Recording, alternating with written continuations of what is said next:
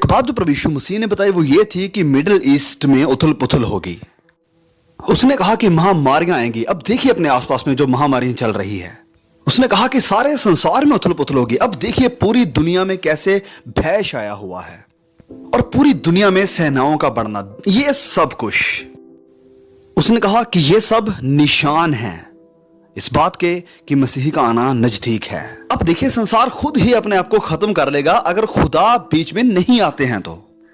General MacArthur ने कहा था कि अब बारी है अर्मागेदन की, और वह सही थे। अब बारी है अर्मागेदन की और यह एक अलग किस्म का युद्ध होगा। यह युद्ध अगर हुआ तो यह पूरी दुनिया पर विनाश को लेकर आएगा और परमेश्वर बीच में आएंगे। और मुझे नहीं लगता कि हम कोई परमाणु युद्ध को देखेंगे। ये मुझे लगता है, ये मेरी अपनी विचारधारा है। मुझे नहीं लगता कि कोई, जब तक कि वह किसी पागल किस्म का इंसान नहीं है, क्योंकि बहुत से पागल किस्म के इंसान भी होते हैं। जैसे हिटलर था, मुझे लगता है कि वह शायद दुष्ट आत्माओं से जकड़ा हुआ था। अगर उसके पास एटॉमिक बम होता तो वह जरूर गिरा देता। और हो सकता है कि कोई बहुत बड़ा चेन रिएक्शन हो जाए। लेकिन मुझे विश्वास है और बाइबल बताती है कि परमेश्वर के पास इंसान जाति के लिए एक और योजना है।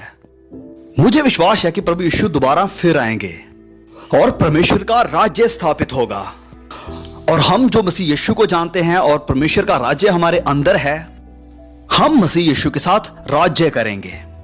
और मैं उस दिन के इंतजार में हूं जब वह दोबारा वापस आएंगे। उसने कहा है कमरे में 2 लोग होंगे, एक ले लिया जाएगा और दूसरा छोड़ दिया जाएगा। 2 जहाज चला रहे होंगे, एक ले लिया जाएगा, दूसरा छोड़ दिया जाएगा। आर्मगेदन का रास्ता बिल्कुल सदोम और अमोरा के विनाश के जैसा ही होगा, पवित्र बाइबल हमें बताती है।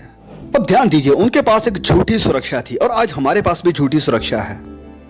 हम अपनी आर्थिक शक्ति और मिलिट्री ताकत पर भरोसा रखते हैं, लेकिन यह सब बस एक पल में विनाश हो सकता है।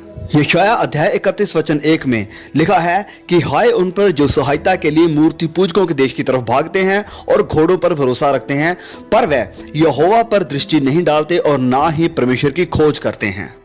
वह परमेश्वर पर दृष्टि नहीं डालते। हम परमेश्वर की खोज नहीं करते हैं। हम और बातों पर भरोसा कर रहे हैं।